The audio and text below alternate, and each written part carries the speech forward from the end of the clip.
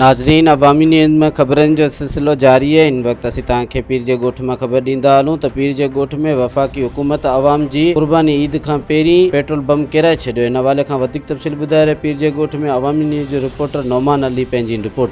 नाज़रीन, जीअं त वफ़ाक़ हुकूमत पहिरां ईद खां पहिरियां आवाम जेका क़ुर्बानी कई आहे पेट्रोलियम जेको बम किरायो आहे, इन हवाले सां आवाम सां ॻाल्हि ॿोल कंदासीं त उन्हनि जो छा चवणु आहे।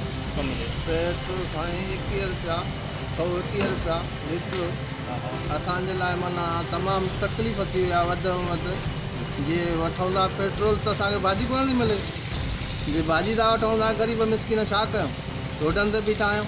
गवर्नमेंट खां कहिड़ी अपील? गवर्नमेंट असांखे जेको आहे वॾी तकलीफ़ ॾिनी आहे। गवर्नमेंट जे असांखे सस्ताई कंदी त सभु कुझु असांजे लाइ सही थींदो। असांजे लाइ वॾी तकलीफ़ आहे। गरीब आवाम ॾिसूं था तकलीफ़ में इलाही आवाम आहे, ॾाढी था कनि। बिल्कुलु महांगाई दौर में गरीब आवाम जो जीवन गुज़ार थी वियो। हुकूमत खां कहिड़ी अपील कयो? हुकूमत खां इहा ई अपील आहे असां गरीब आवाम जी तरफ़ां सस्ताई थिए, खाधे पीते जी शयूं जेके बि आहिनि उते असांखे मुनासिबु रेट मिलनि त बहितर आहे। इहा ई अपील आहे असांजी। पेट्रोल 121 रुपया 20 पैसा। उहो हाणे तमामु इंतिहाई परेशान आहे। इन हवाले सां तव्हां छा चवणु आहे? पेट्रोल केतिरे में हुजणु खपे?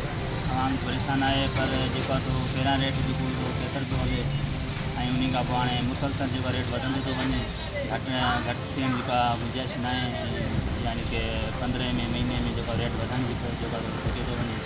आवाम ज़्यादा परेशान आहे, मुश्किल में आहे। हुकूमत खां कहिड़ी अपील कयो पिया? हुकूमत सां इहा अपील कयूं था त बराए महिरबानी असां जेको ग़रीब आवाम आहे उन्हनि जे लाइ सोचनि, पेट्रोल सस्तो कनि, भाॼियूं वग़ैरह जेके बि आहिनि उन्हनि में थोरो इज़ाफ़ो आणनि ऐं सस्ताई कुझु कान जीअं ग़रीब आवाम पंहिंजो सफ़र गुज़ारो करे सघे ऐं पंहिंजी ज़िंदगी गुज़ारे सघे।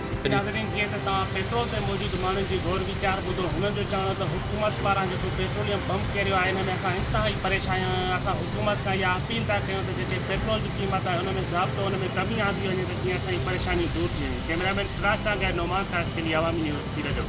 मज़ीद खबरों और तफसीलात के लिए विजिट करें हमारी वेबसाइट www.awamiNewsHD.com।